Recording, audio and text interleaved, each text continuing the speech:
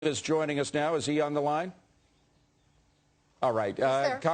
Governor, can you hear us all right? I can. Can you hear me? Yes. We can hear you fine. Thank you very much for making it. We know that earlier, about 3 weeks ago, we saw Governor Schwarzenegger sending a letter to the feds down in Washington suggesting that they might need some kind of federal bailout. Exactly what will the current crisis that we heard now is much worse than we've been led to believe before. What will that prompt the governor to do to ask for help from Washington? Well, I think the governor is open to any possibilities. I mean, California is not an island. Many states are having enormous economic problems because we're part of America, and when the country's having problems, individual states and municipalities have problems. So he's open to any solution, be it support from the private sector or some form of a bailout that helps all cities and states in economic distress.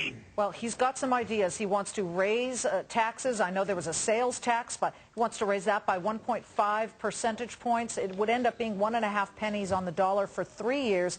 That would generate $3.5 billion in the current fiscal year, but clearly that's not enough to cover the problem. Are Democrats ready to get along well enough to solve this problem with Republicans, or is he going to have a fight on his hands? Well, this is going to be a very tough challenge. As you know, Democrats in the past have been reluctant to cut programs, and Republicans in California seem to take a blood oath never to raise taxes no matter how dire the circumstances. But we're in very tough times, and it requires tough decisions. I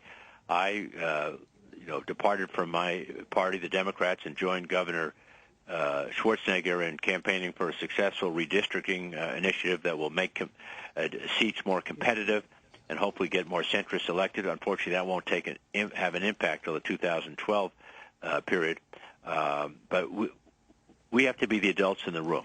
And if Chairman Bernanke and Secretary Paulson can do things they never dreamed they would do to keep our financial markets from further implosion, then Democrats and Republicans are going to have to think anew and realize they are working for us.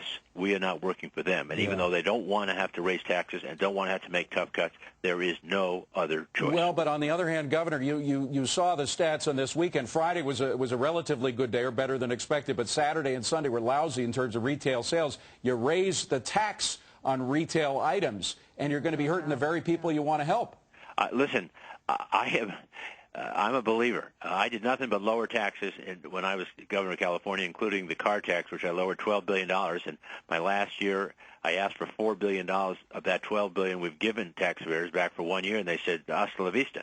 So these are not, to quote a famous movie, these are not easy choices. But again, people run for office to work for us. And right now, we don't want to shut down K through 12 education. We don't want to shut down health care and police, fire, paramedics. So these things require funding on a regular basis, and we're going to run out of cash in late February or early March. I just talked to the state controller, John Chung, who told me.